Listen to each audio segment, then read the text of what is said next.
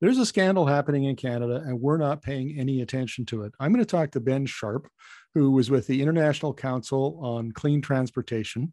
And a couple of months ago, they released a report called Impacts of Tampering on the Emissions Inventory for Heavy Duty Vehicles in Canada. Now, behind that title is a story that affects all of us, and that has to do with heavy duty trucks like semi-tractors that are emitting. And they're not only are the owners and the drivers breaking the rules, but the technology to do it, the equipment to do it is sold openly.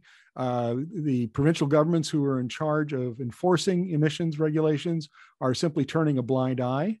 And there are serious health implications, never mind climate change implications as well. So I'm going to welcome to the interview, Ben. Thank you very much, Markham. It's a pleasure to be with you. Now, Ben, I'm really glad that your organization did this report, because this seems like it's a long-standing issue. And by the way, I have asked every trucking association from Quebec to British Columbia for comment, including the National Trucking Association, and only one has got back to me so far, and they declined to be interviewed. So clearly the industry knows this is an issue and doesn't want to talk about it. So I'm glad I get to talk to you about it. So let's talk about tampering devices and services that are readily available. Yeah, Markham. So this is a fairly unique challenge for us and for folks that are paying attention to this. And the reason is that it's very difficult or very expensive to figure out just the scope of the problem. So the U.S. Environmental Protection Agency did a study looking at pickup trucks and vans and the extent to which this tampering issue was prevalent in the U.S. So we have some data to suggest that this is an issue.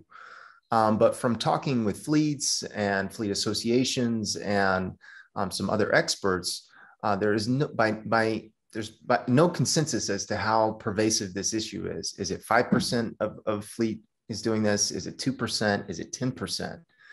So that was just one of the issues that we had doing this study, was just kind of trying to wrap our arms around how big of an issue this actually is. But in terms of what is tampering? So tampering is any time the owner or operator of a truck uses a hardware adjustment or plays around with the software in a way that affects the emissions output from the vehicle. So a lot of times you can make changes to the emission control equipment and you can get better fuel economy, for example, or you can make it such that maintenance, routine maintenance won't be as big of an issue. So there are some financial incentives for the trucking fleet to do this, which is why we see this happening. But it's very, very difficult to figure out the scope of the problem. But as you said, it's a very important one, and the XX emissions definitely have an impact in terms of public health. So which is why we're taking a look at this. Right. Well, let's talk about how widespread it is. My impression from the little bit that is available, reporting that's been done, is that it's more than 2 or 5 or 10%. Now, I know you can't give us a specific percentage because the data isn't available, but if it's more than 10%, I mean, how widespread is this? Because if it's 2%, it doesn't sound like it's, that big a problem. But if it's 20 or 30%, 40%, then that would be a considerable problem.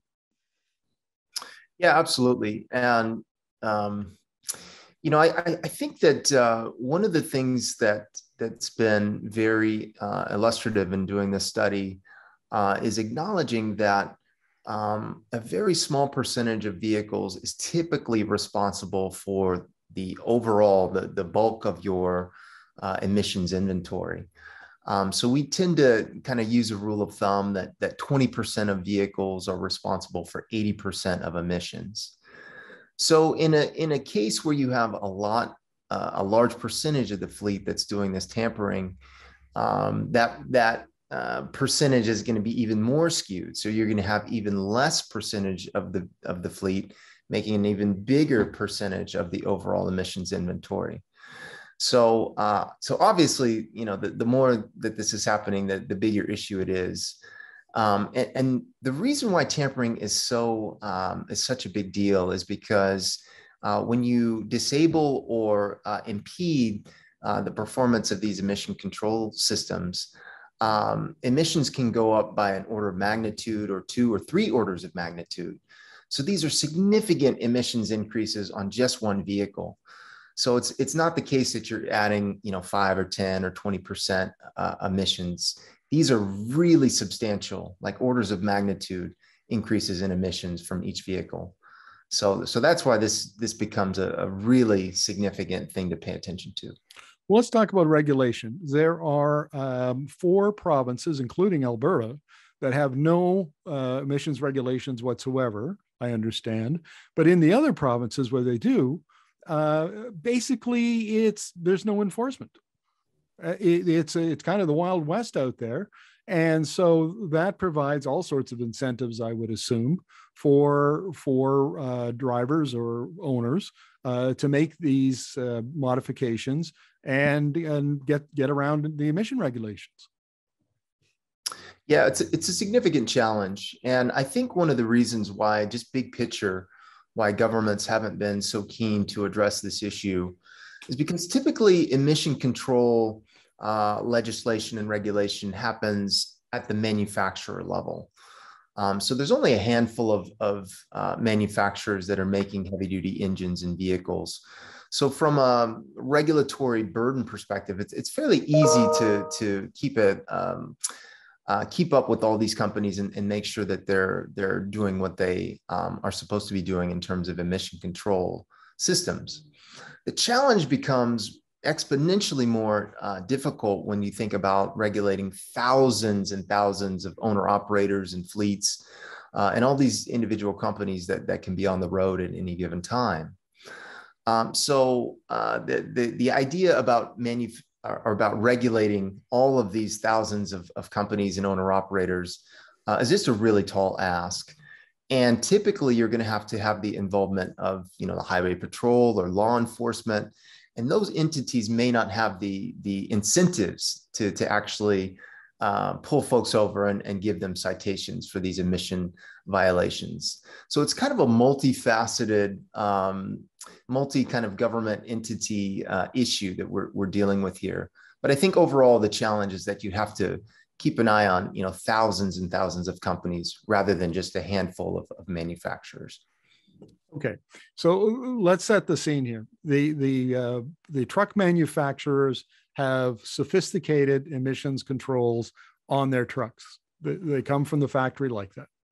But there are readily available. There are hardware changes and software changes. We in the performance community, they call them chipping it. So you re-chip or you modify. You either put in a new chip, computer chip, or you re-flash the existing computer chip to bypass the emissions controls. And all of that stuff is easily done. It's not expensive, which is why it's so widespread. And enforcing the regulations that prohibit that is very difficult. And it sounds like that's why, the provincial governments, enforcement agencies just aren't putting a lot of effort into it. That's right. Yeah, it's just a matter of government resources, which are always or tend to be lacking in a lot of cases, particularly for these in-use enforcement type of regulations. You mentioned that only a handful of provinces, I think it's Ontario, Quebec, and BC, actually have heavy-duty inspection and maintenance programs. So this is by no means a very widespread policy instrument that's being used.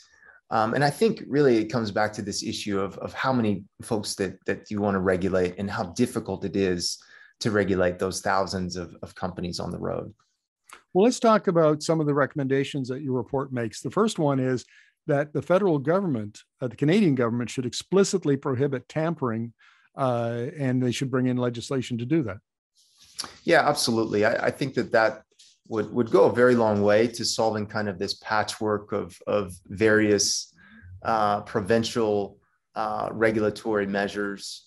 Having a national program would provide clarity to both the fleets as well as the manufacturers, and just really kind of help to level set the playing field in terms of having an explicit understanding about what are the technologies that are required for both manufacturers to put on the vehicle, but also an expectation for the owners and the operators as to what they have to do and what they have how they have to maintain that vehicle in good working order.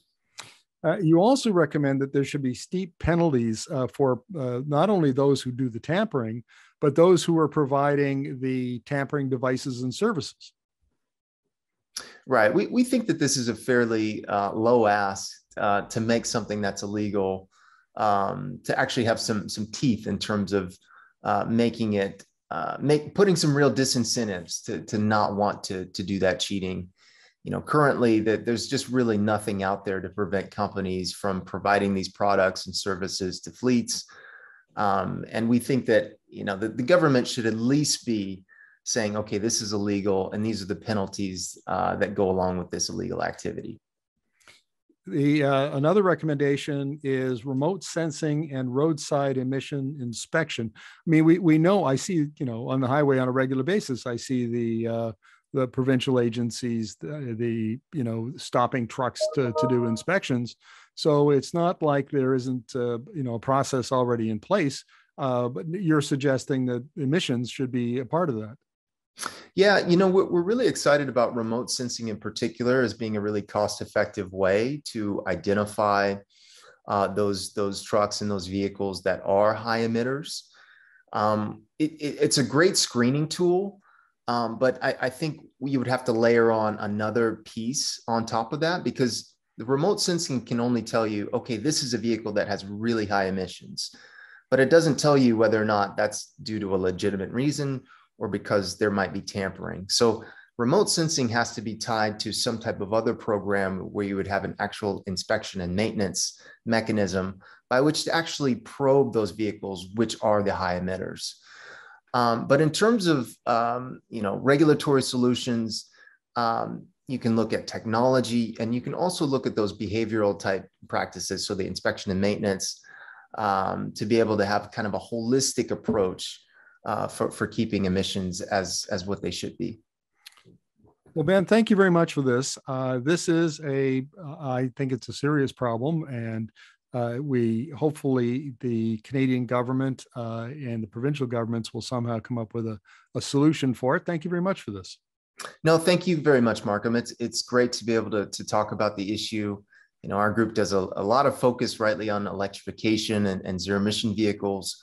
But we can't forget about all of the thousands and even millions of internal combustion vehicles that we have on the road. And we have to make those as clean as we can if we're going to be moving in the right direction in terms of climate and clean air. So thank you very much. Great. Thanks, Ben. Appreciate it.